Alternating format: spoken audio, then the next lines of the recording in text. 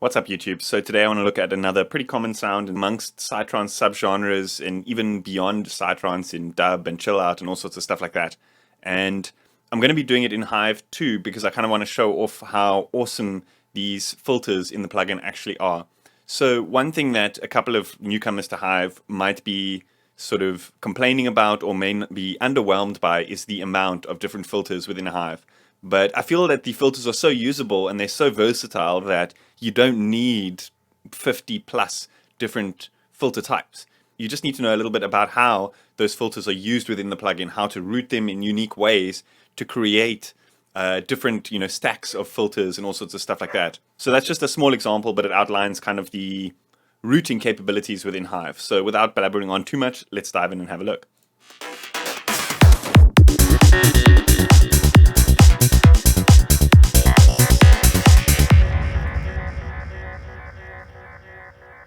So this is the MIDI pattern that I'm going to be utilizing. It's just one clip filled with 16th notes. I believe that is on A sharp, which is the root note of the track. So it's as simple as that in terms of the MIDI. So let's dive into the synth and start creating the patch.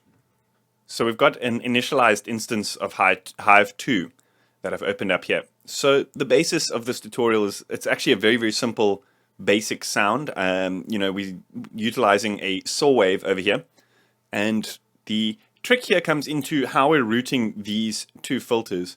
So one thing that's very cool about Hive is it allows you to link the control of these two filters. So this is going to come in handy with creating kind of semi-formant type of filters by stacking bandpass filters. So what we want to do is, so essentially, as you can see, you've got this filter 1 button over here, and that selects this output to run into the input of this filter, therefore running them in serial as opposed to parallel. So there's various things we can do here. I want to show you a couple of different setups. So let's just set these both to bandpass filter.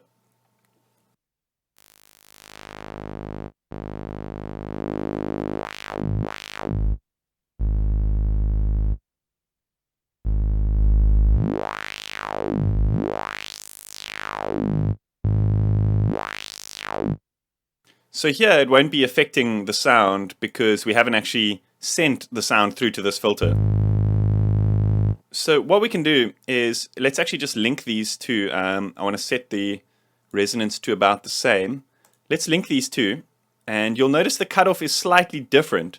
So when I turn this, it retains that difference in the cutoff. So you're kind of creating these two band peaks, which you can then sweep with a single parameter. And this is powerful for creating these kind of like vocal type of sounds. So there's two ways to do this. We could either send the resulting sound of filter 1 into filter 2, or we could just send the oscillator itself. So there's slight variations in the differences of these two, but I mean, you can choose whichever one you think sounds the best.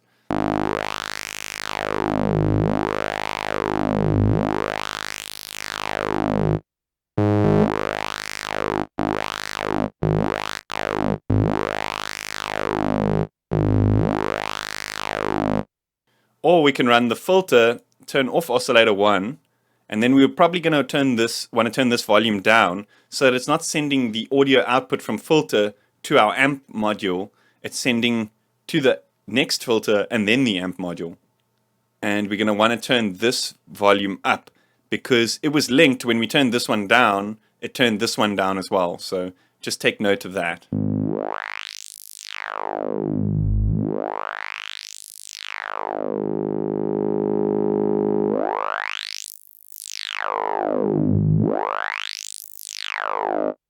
So I find with these, if you're looking for like a sharper tone, I find it's cooler to go this way, out of the filter into the next filter.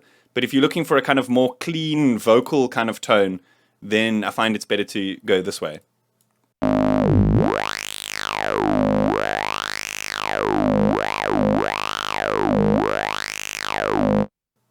So that's how you create like formant type of sounds without a formant filter. And a lot of these unique filters, these hundreds of different unique filters that are built into a lot of these plugins are just combinations of various different types of very traditional basic filters. Obviously, sometimes there's other effects built in there, like distortions. I know that Serum's got some interesting stuff with like flanges built in as filters and all sorts of stuff like that. So those types of things are unique. But that being said, is you can do that with other effects, and you can do that with just, you know, tricky routings and modulations and stuff like that. And I feel having a plugin which has those capabilities, but you kind of have to tweak things a little bit, kind of allows you the space to create something a little bit more unique, because there's almost no way you can get that exact sounding filter every time, because there's so many variables at play. Whereas if you're choosing a specific filter type and you've just got like 2 or 3 parameters within that, you're going to get a very similar sound every time. So I guess it depends what you're looking for. Okay, so moving on. What we're going to want to do is let's set this random modulator, just drag it over onto the cutoff over here, and it's enabled it on our mod matrix at the bottom here. So this was actually a question that came up in my previous Hive tutorial. People were asking where the mod matrix is. It's here at the bottom. You've got various slots here you can choose, and it's actually pretty advanced what you can do with the quantizing and that kind of stuff, which I did outline a bit later on in that video. Anyway. So here, what we want to do is we actually just want to set the amount of modulation that's being applied. And so now the trick is to play with the envelopes here. So I turned the sustain all the way down and then the decay down quite somewhat, just to take away the body of the sound and just leave that kind of like resonant, plucky type of sound. And we can also set it to control the second filter over here.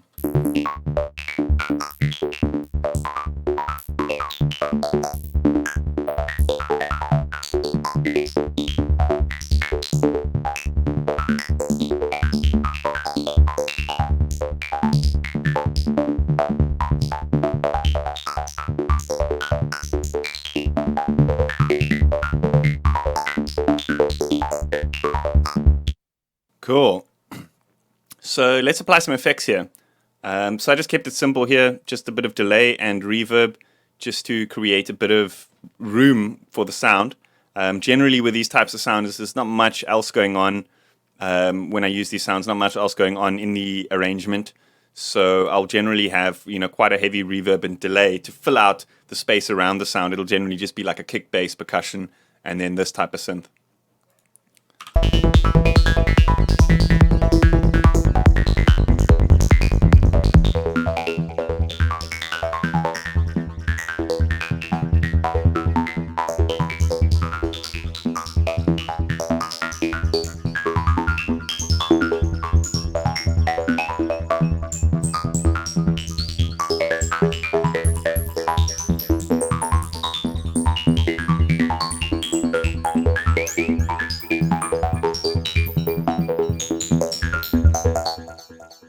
So now the trick is to find that midpoint, you know, where the modulation doesn't go so low that it creates those kind of like low bassy tones. I guess we could just EQ it out. But yeah, that's up to you. I like to rather just fine tune that filter until it sounds the best. But, you know, we are using a random, so it might just be easier to just EQ the low ends out.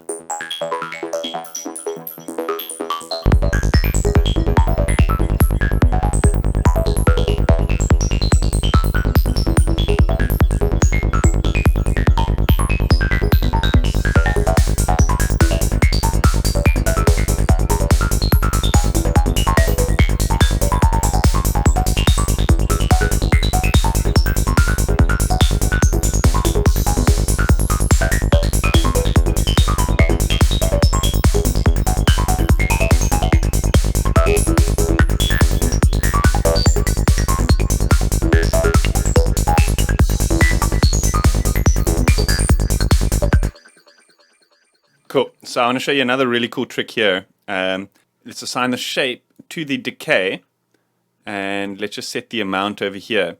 So what we can do is we can actually set, you know, one down and one like up like that, and then set the order to random. So now what it's going to do is it's going to randomly choose between these two shapes, to modulate this parameter, which is the decay. So randomly out of those 16th gates, it's going to open the decay ever so slightly. And this is the effect.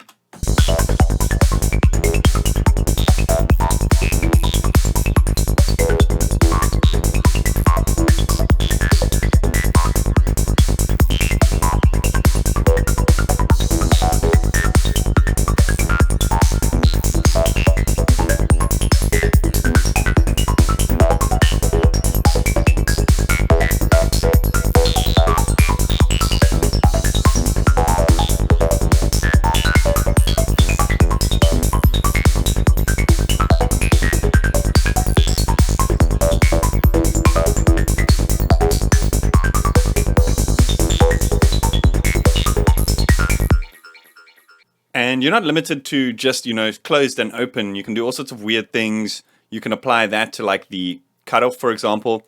So this is a nice way of setting a bunch of different modulation shapes and randomly triggering them on something like a cutoff filter to create like a bunch of different like sweep shapes and stuff like that.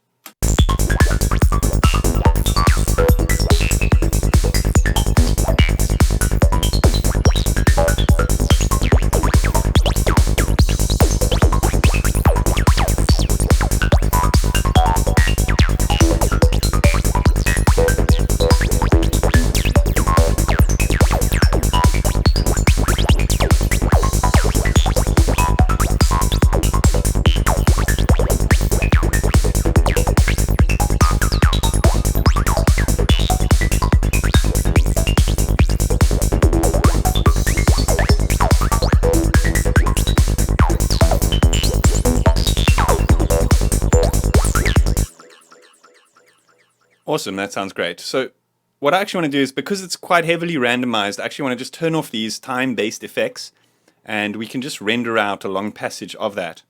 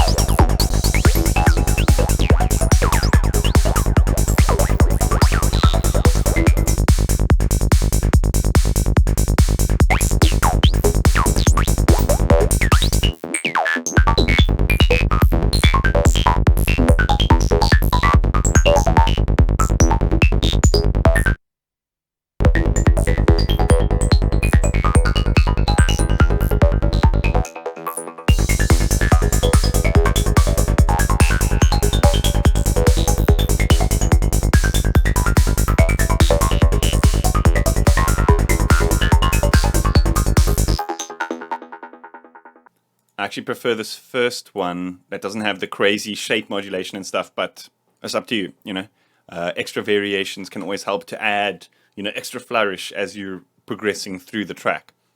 A big thanks to IDM Mag, proud supporters of the dance music scene and my channel.